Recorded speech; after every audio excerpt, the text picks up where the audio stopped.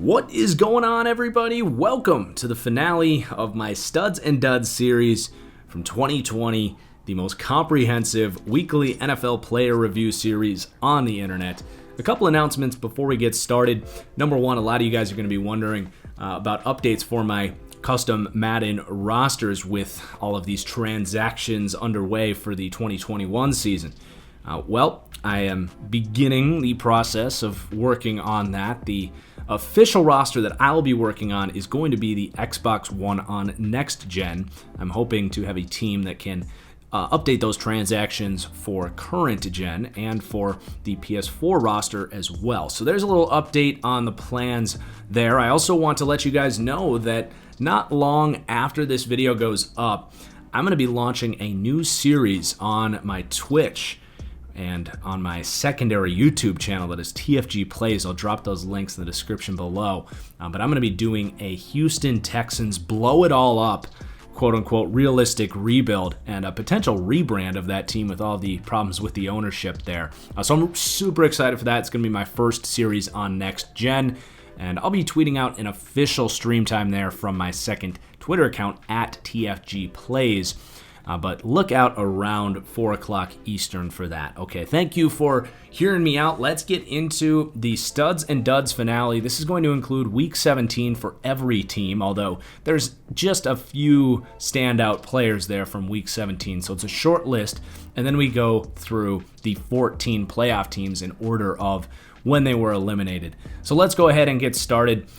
Week 17 here, starting with Donovan Wilson. You can see there, guys, only 7 players from Week 17. Like I said, you got to draw back from the memory bins, really just going to the most large standouts from Week 17. But yeah, Donovan Wilson looking like a potential starter for the Dallas Cowboys with Woods, I think, set to hit free agency there. Kind of a versatile piece, a 6th-round pick last year, really played well in the last month of the season, and is going to be competing for a starting job. If not a starter, he can be a rotational dime player for them. So Donovan Wilson going up for the second time in a row. And then Xavier McKinney, 2nd-round safety pick out of Alabama. Missed most of his seasons, so 2020 a bit of a lost year for him, but got on the field for the last few weeks of the year and showed why they spent that 2nd-round pick on him. Kind of flying around the field. They use a lot of different safeties in different ways, and his versatility is really nice in that Giants scheme. Doing a little bit of everything there for the Giants. And then the Minnesota Vikings, Alexander Mattison, showing that he's one of the best backup running backs in the NFL. Lacks a little bit of that explosiveness, but he continues to show every time he plays that he does have some juice. He's got some power. He's a really good running back, especially for a backup. And he got to start Week 17 in what turned out to be one of the better games of the week between Minnesota and Detroit, with Dalvin Cook not playing, the unfortunate death of his father. Alexander Mattison showing that he can step in and play to starting caliber level even when Dalvin's out. Then the Detroit Lions, Quintez Cephas going up, showing his skill set time and time again as that vertical threat with those nice hands. He's not overly fast, but is definitely a quality option on the outside. And right now with Jones and Golladay set to hit the market, Quintez Cephas is probably their best receiver on the roster at the moment and projects as a starter next year. I'm sure they'll do something else there, but we're probably going to get a good look at Quintez Cephas next year with Jared Goff. And then we got Kyler Murray dropping down a little bit, just, Week 17. He did get injured, but just kind of more of the same. A little bit underwhelming from Kyler Murray the last month of his year. There's really no way around it. It's just a pump the brakes moment for Kyler Murray after being an MVP candidate early on. That just kind of fell off. And, the work over the middle of the field needs to improve.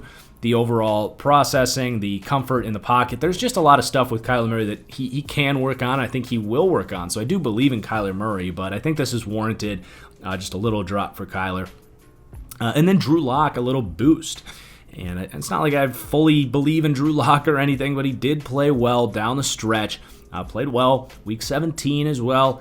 That accuracy is certainly there. It's just a matter of the mental side for Drew Lock and playing in structure and hitting his guys in rhythm and all that stuff and avoiding mistakes and hanging in clean pockets, not bailing from clean pockets. There's a lot of work to do there for Drew Lock, but he's got a chance. He's probably going to be Denver's starter next year is my guess. I don't see them making a huge run at any of these other guys. So I think we're going to get one more year of Drew Lock. And then another Denver Bronco, Draymond Jones, player that I keep hyping up every time we do one of these, but an explosive interior rusher, really a third down specialist at this point in time, but he is improving that play strength and that run defense, but definitely someone that you're going to want to know heading into next year. Very efficient pass rusher with one of the quickest get-offs you'll see for an interior defensive lineman. Plays low to the earth, has some bend on the interior, which is underrated. We always talk about bend for edge rushers. Well, it's important to get low and run your feet and get around guards and centers as well. So Draymond Jones definitely coming along. That development track has been really nice with Vic Fangio working with him. And Draymond Jones is definitely a piece for them next year for a pass rush that they hope can be better next season. Now getting into the playoff teams, again in order of when they were eliminated, starting with the Indianapolis Colts. Jonathan Taylor, the only player moving up here, was just awesome down the stretch. Projects as their lead back next year. He even showed some improvements in the receiving game as well, although there was a couple drops there in that divisional round game. But over the course of the season, he did some nice things in the receiving game. And with Marlon Mack on his way out, Jonathan Taylor down the stretch, really the second half of the season, was a different player than he was in the first half. The first half of the year was looking like, he was heading towards being the next Trent Richardson here in Indianapolis, but just flipped a switch and was awesome down the stretch, and some much deserved respect here for JT. And then for the Seattle Seahawks, Russ is going to come down again. He just kind of underwhelmed based on the expectations, based on where I had him rated right next to Rodgers and Mahomes up there. And he just wasn't that player really at any point in the second half of the season. He's still my QB3. I still think he's phenomenal. I would still say he's a elite to borderline elite quarterback, whatever you want to stand on that. He's my QB3. And is going to come down. I think Seahawks fans will actually agree with that he is not at the same level of Rodgers and Mahomes right now. And I do think there's some things schematically that the Seahawks can, should, and need to do to help him not be such a deep ball specialist, really. I mean, that's what it comes down to, is they don't really ask him to play in rhythm. It's not necessarily his strength, but it's not like he's bad at it. So it's a combination of Russell making some mistakes and not being the quickest, sharpest quarterback, or whatever you want to say.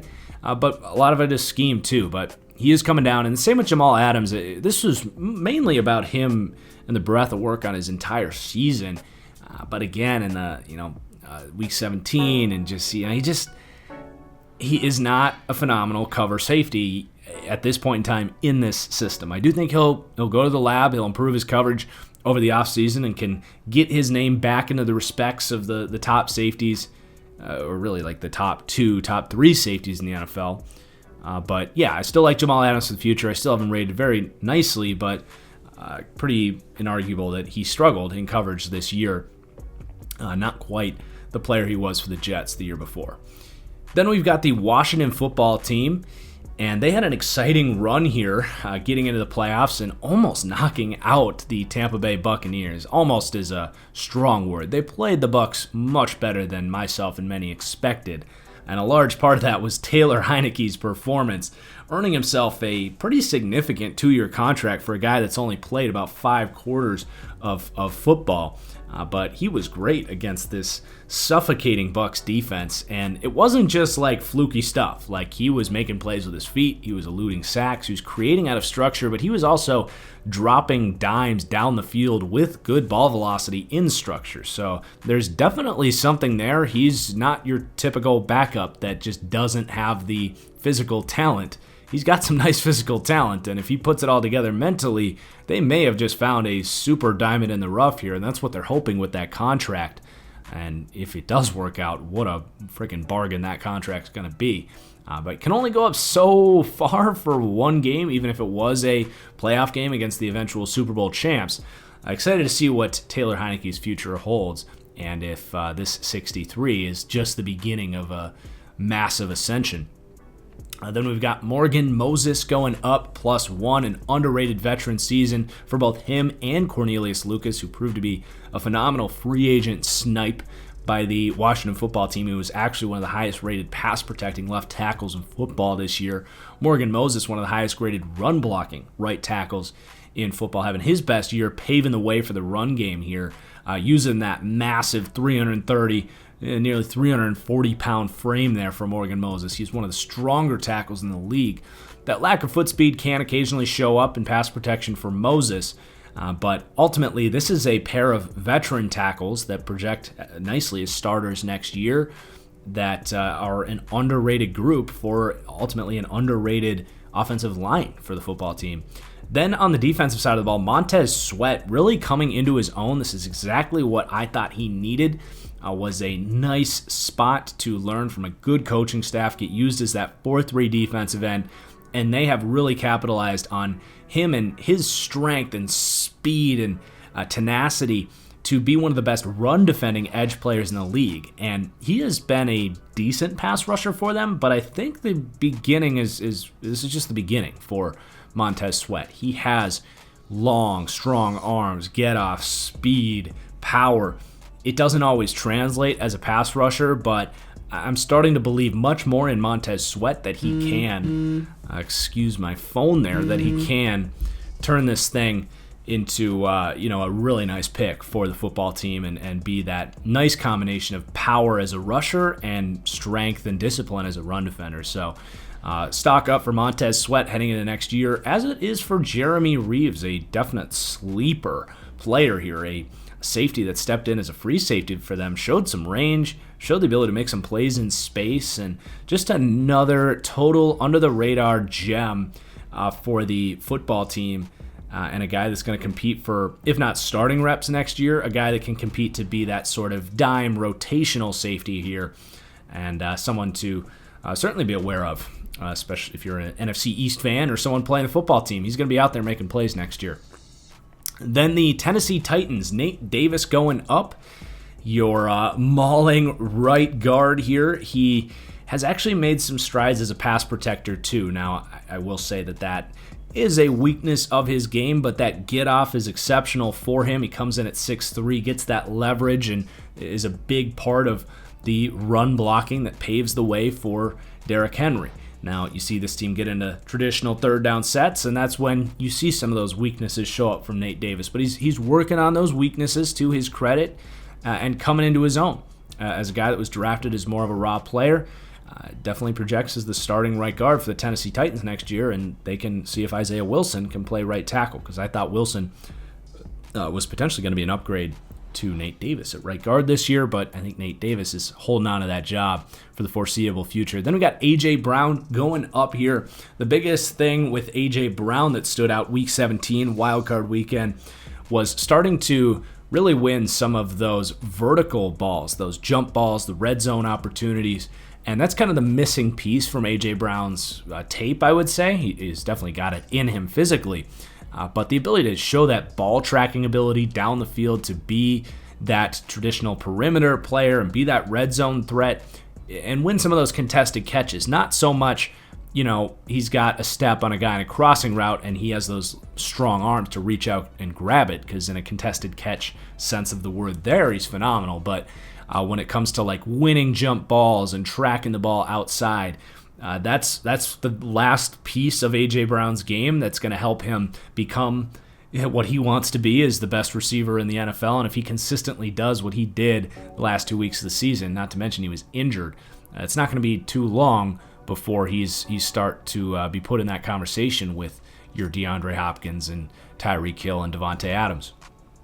Then we've got Desmond King, definitely getting more comfortable in this system. I've talked a lot about how he's made his career off of the Seattle 3 defense as a slot corner, where he's going to be playing with his eyes to the quarterback and can read the eyes of the quarterback, read the route combinations, and understand his assignment in that zone coverage and make an aggressive play on the ball. Well, he comes here to Tennessee where they run a lot of man match, and he's not the best man cover guy, especially when he's got to turn his back to the quarterback. He doesn't know what routes are coming necessarily, so he's just a high IQ player that I do think is going to hit the market here and go to a team that runs a lot more zone coverage, and probably a team that runs that Seattle 3 system that he's familiar with. Keep an eye on like Dallas and Seattle, for example.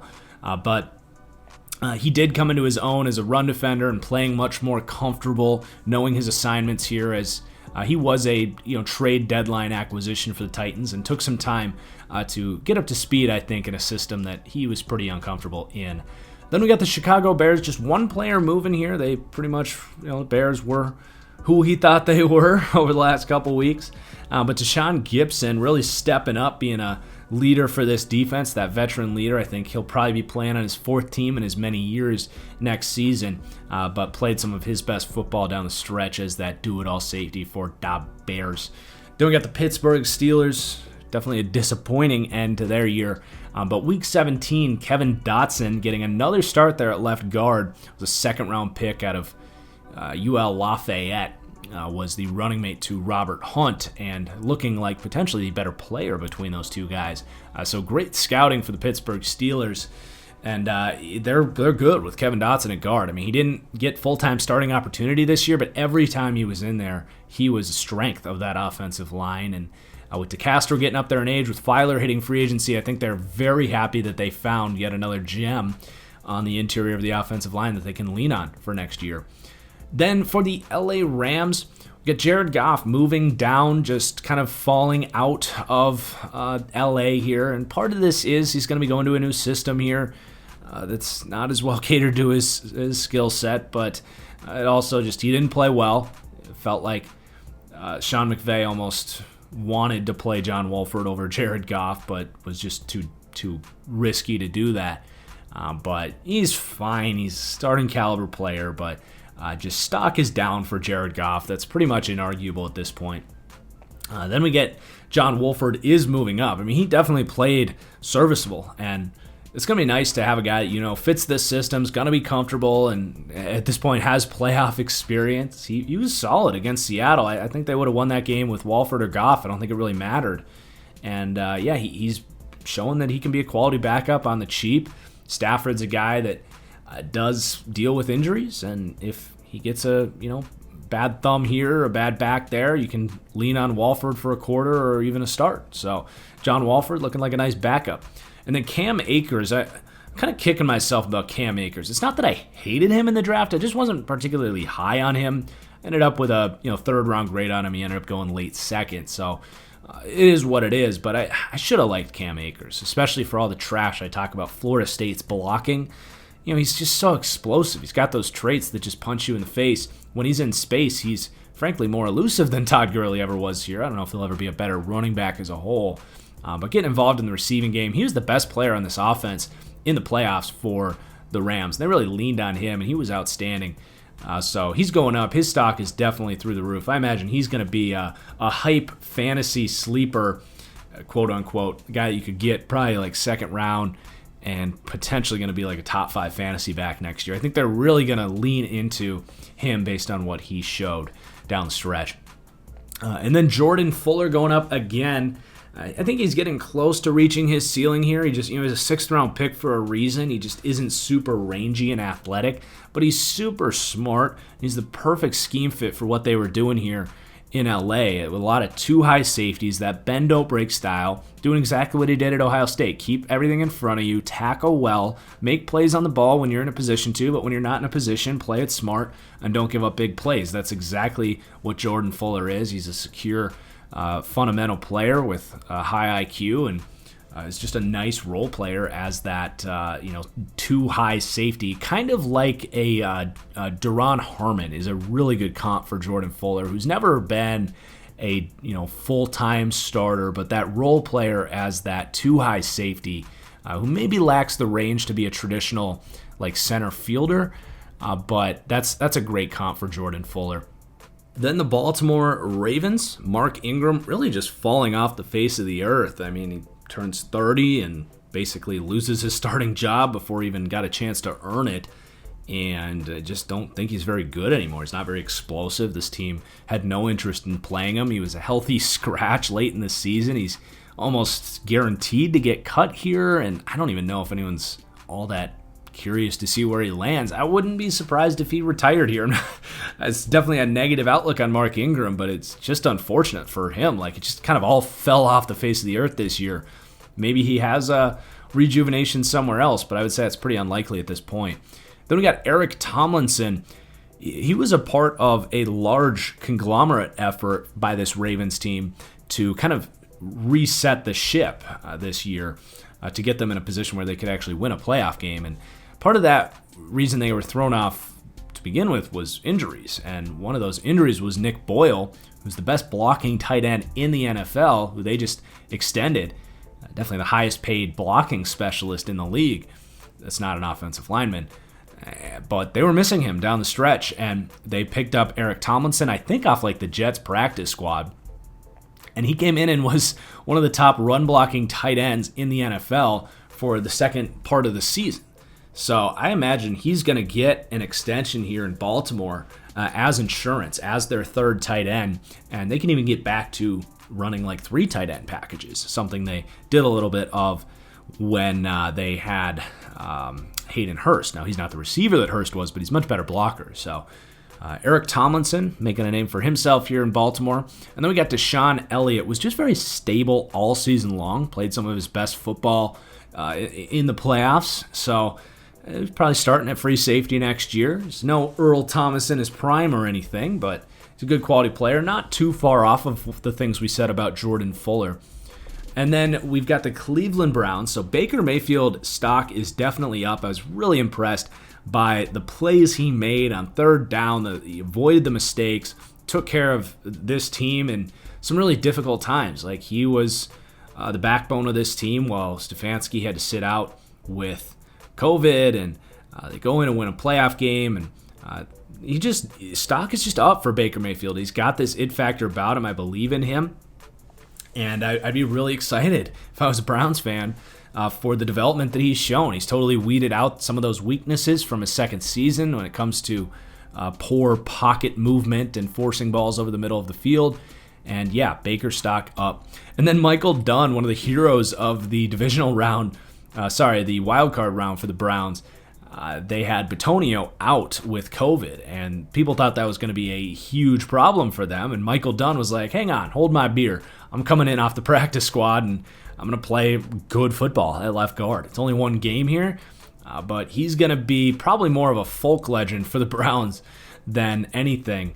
But maybe he turns into something. Who knows? They've done a great job of developing some of these guys. Look no further than Wyatt Teller. And then we've got Ronnie Harrison, plus 176 to a 77.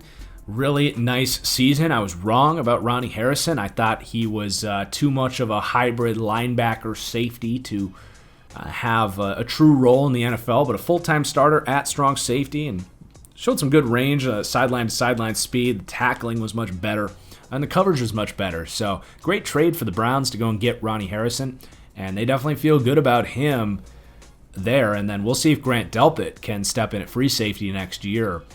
And I've always liked Delpit better as a strong safety, but I'll definitely give him a chance at free safety. I like Grant Delpit a lot and hope that he can be their guy there next to Ronnie.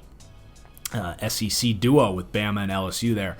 And then Porter Gustin on the edge, just good rotational run defender, tough dude that has worked his way into more reps as that early down run defender that buys breathing time for Garrett and Olivier Vernon. And then Robert Jackson.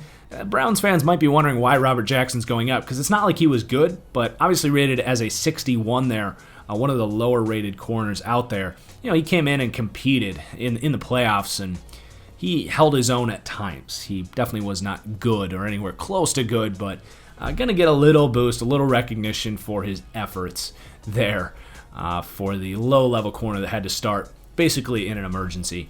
Then for the New Orleans Saints, Deontay Harris was just special in that game against the Bears. A 5'6" receiver, but leave it to Sean Payton to find a way to make this guy not just a piece of their offense, but he was frankly their entire offense against the Bears. He's the best receiver on the field in that game. And, you know, it just goes to show you what separation can do for you, especially when you have a guy that can play in timing and play with accuracy like Drew Brees. So Deontay Harris, don't know exactly what his ceiling is. We've never seen a 5'6" receiver get legitimate targets as a do-it-all receiver like this. But he's definitely a fascinating player. He's a phenomenal punt returner as well. So someone to keep an eye on heading into next year. And then you got Adam Troutman. I still, to this day, am beating myself up for dropping him down for a poor 40 time because he was so clearly the best blocker in this class of not very good tight ends. And he was just obliterating guys in the run game. Like, this is, I don't think, an overreaction. He looks like primetime Gronk as a run blocker. He's not there as a pass catcher yet. But yeah, Adam Troutman was just a phenomenal pick by the Saints. This guy probably should have been tight end 1 from the get-go. And it's not that he's bad as a receiver either. He just isn't like an exceptional athlete. But yeah, Adam Troutman is a total beast. And credit to Dan Campbell, by the way, Detroit Lions' new head coach, for working with Adam Troutman to get him to translate that physicality and toughness from Dayton to the NFL. And then edge rusher Carl Granderson, second time in a row going up. Rotational piece here. It's a deep edge group. Probably going to see an increased role next season with Trey Hendrickson on the way out. And a very similar player. Bigger-bodied guy with some length and explosiveness. So keep an eye on Carl Granderson to continue to grow next year. He was a troubled player coming out of Wyoming, but he stayed out of trouble and done nothing but develop since he's been here for the Saints. An undrafted pickup, and a good one at that. So then we got the Green Bay Packers here. Some risers and some fallers, to say the least here. So Aaron Jones going to come down, just kind of disappointing down the stretch. I think it's kind of buyer beware here with Aaron Jones. He's a good player, but asking for top 5 running back money, I think he just kind of showed that he's a good player, but he's not overly explosive. He doesn't break a ton of tackles. He's got nice vision. He takes care of the ball. He's a good receiver, all that. But you're not talking about Alvin Kamara, Henry, Cook, like all these top backs. Very much, to me, a product of a great system, great blocking, a good passing game, and light boxes.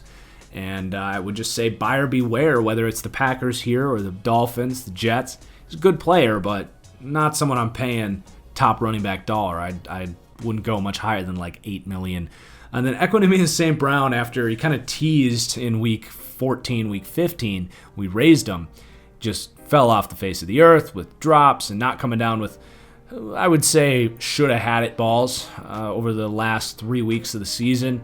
I think Equanimeous St. Brown, this project is done, and he's not going to be back with Green Bay next year. Just the lack of development is very clear here for EQSB. But MVS, on the other hand, the development has been there. The roller coaster season to remember. I mean, my goodness, the definition of 50-50 ball, whether he was covered or wide open. I mean, the drops, just insane. He left an immense amount of big plays on the field. But the last month of the season, maybe even the last 5 or 6 weeks, the drops weren't there. He was attacking the ball with his hands and getting wide open, coming down with contested catches and not dropping the ball and earning Aaron Rodgers' trust. So I think there's a chance that there's some really good football ahead for MVS. I think he should have to compete for that perimeter receiver role next year. I don't think that you can bank on him, the last 5 weeks being that guy moving forward, but he's given you some confidence to say that he could be. Much more so than I would have said, say, 10 weeks ago when it was every week he was dropping just incredibly easy catches. And then Dean Lowry, Preston Smith, just a pair of guys that are probably going to be cap casualties here for the Packers. Had really disappointing seasons, not living up to their pay grade at all, and guys that can get released for virtually nothing here. So I think they're on their way out. Lack of consistency being the big problem for those guys. And then you got Rashawn Gary going up again here. His development track is really impressive. He was dominant in the Week 17 game against the Bears. He was dominant in the game against the Rams. And that power rush ability, the long arm, definitely starting to translate to some production as a pass rusher. And he's coming to his own as a pass rusher. And that's part of why this team is going to have confidence to release Preston Smith, because that top 12 pick is kind of getting paid back here with Rashawn Gary, who really popped down the stretch. And then you got Jair Alexander. he was the best corner in the NFL in 2020, and it's hard to repeat that as a corner, but the shutdown numbers really speak for themselves, and he was incredible in the playoffs yet again. Was just stood out in the NFC Championship game. Like, they just avoided him altogether, and when they did go at him, he was the only defensive back that could make a play on the ball. So he's just an outstanding corner. The quickness, the instincts, the route recognition, the speed, he's just got it all, the physicality. I think if you're in like a man scheme, Jair's the guy you want. If you're in a zone scheme, Jalen Ramsey's the guy you want. And that's not to disrespect the other great corners out there, but I think Jair and Jalen Ramsey right now are in a class of their own. And then you got Kevin King is going to come down. I mean, man, it was rough. It was rough to watch, especially in the NFC Championship game, but he struggled against the Rams as well. And he is no longer going to be a Green Bay Packer, and I wish him the best, but just that 40 time, very much an illusion at this point. He does not play with 4.4 speed. He gets constantly beat over the top, and he has not developed over the years. So Kevin King had some moments this year, but when you get attacked the way you do, and basically almost single-handedly, along with the pass rush struggling, lead to your defense getting just demolished in the NFC Championship game. They were going at Kevin King time and time and time again, and he had no answers, not to mention the holding call that cost the team the game at the very end. So Kevin King on the way down, probably the dud of the playoffs, if you will. I didn't do dud of the week or star of the week for this episode, but I think Kevin King would probably be the dud of the playoffs, and I'll hint at who my star of the playoffs would be in just a little bit. Spoiler alert, it's on the Bucs. Then we got the Buffalo Bills here. Devin Singletary coming down. Similar reasons to Aaron Jones, just that inability to kind of pop with high-end athleticism, not making as many guys miss as he could. I don't think they love him as the lead back here. He's more of a backup caliber. Like, he's good. He's a damn good backup, but I don't think he's a starting caliber running back at this point in time. Gabriel Davis was really nice week 17, and in that wild card game against the Colts, looks like a potential long-time starter. I don't know if John Brown will be back or not, but Gabriel Davis can definitely play that role. He's even a bigger-bodied option there. So he's a nice piece. Then you got Justin Zimmer contributing as a rotational run defender, going up for the second week in a row. And then you have interior defensive lineman Ed Oliver. Man, he can't seem to grab any momentum. He's had some moments this year, but that's really all they are, is flash in the pans. He was brutal in the playoffs and in week 17. Granted, it was kind of a meaningless game, but man, it's disappointing. I thought Ed Oliver was going to really develop and by this point in time be a dominant force.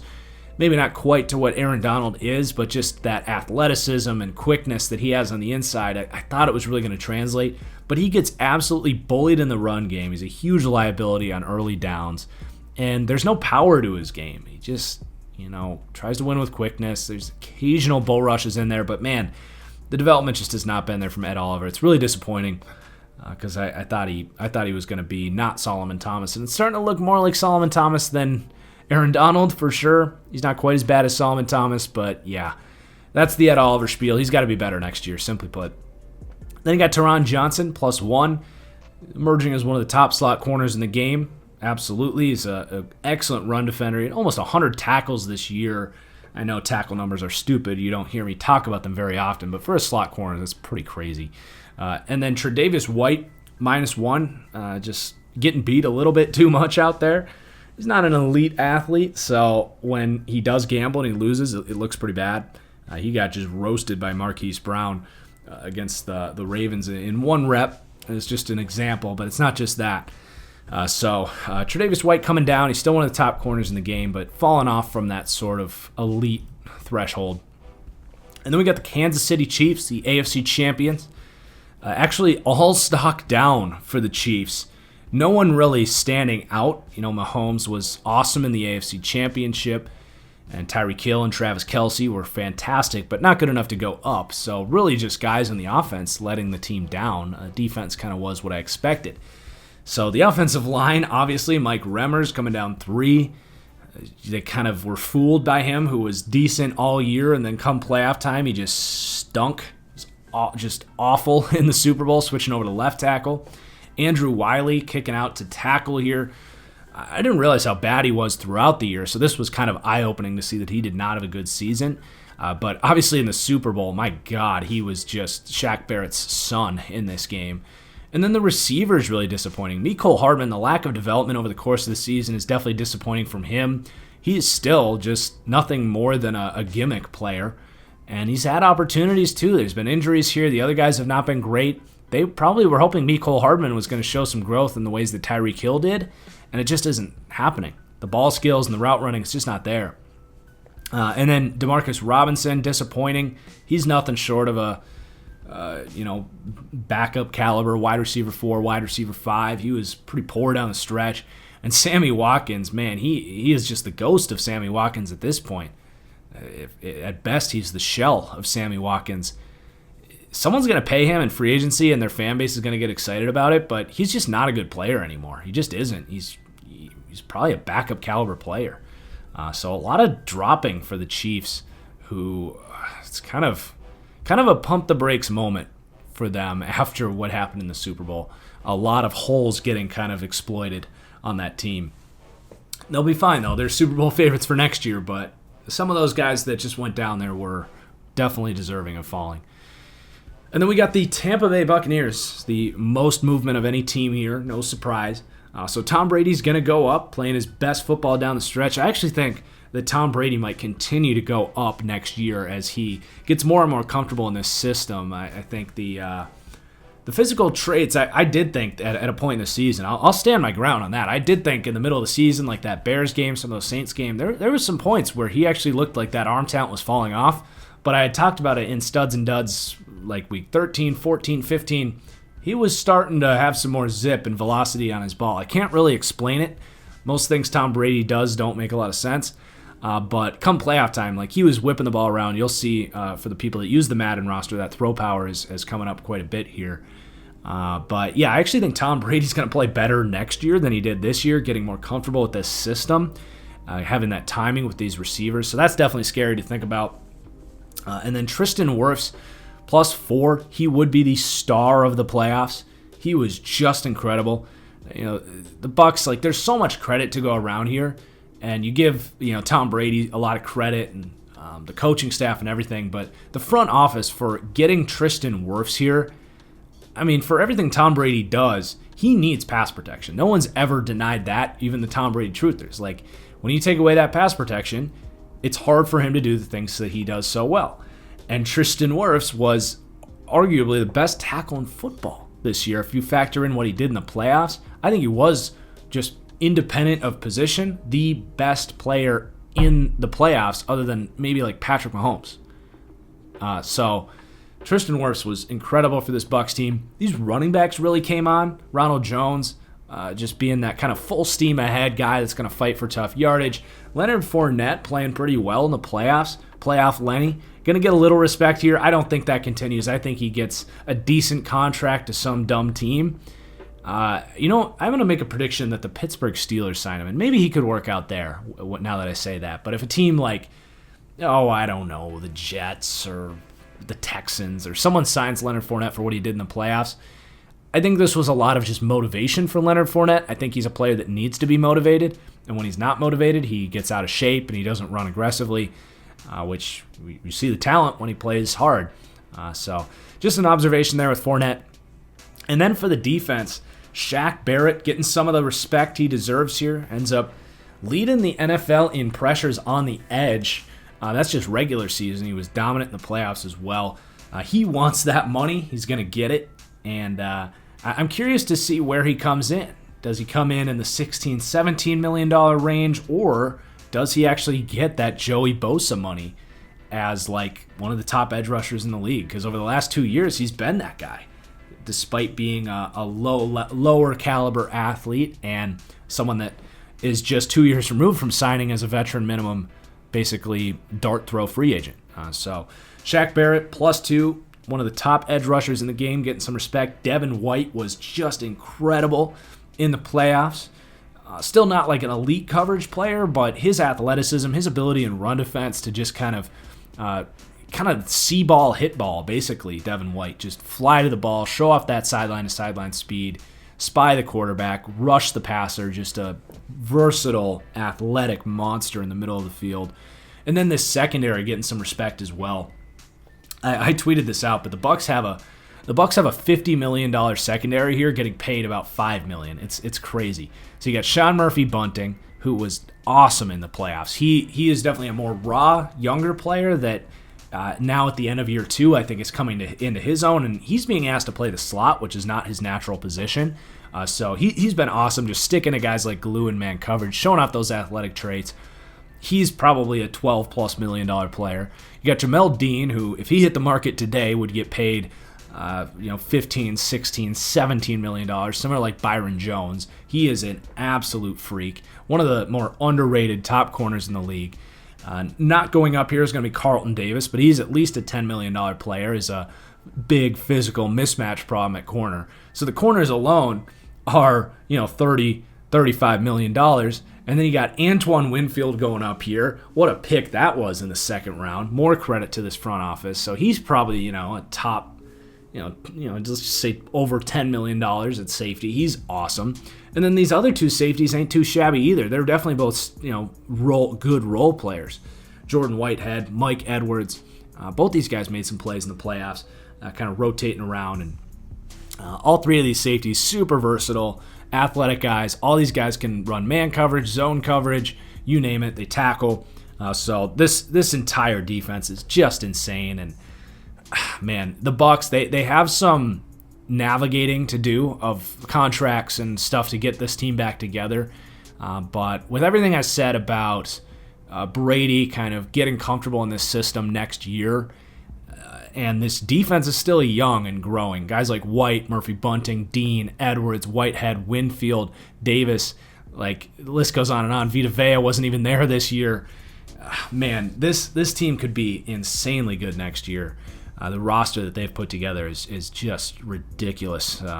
Nothing less important than bringing in Tom Brady when a lot of teams just didn't want him. So finishing studs and duds with a round of applause to the Tampa Bay Buccaneers with lots of boosts as we head into next year. So there is the end of studs and duds. The series will not be back until after week 1 of the 2021 season.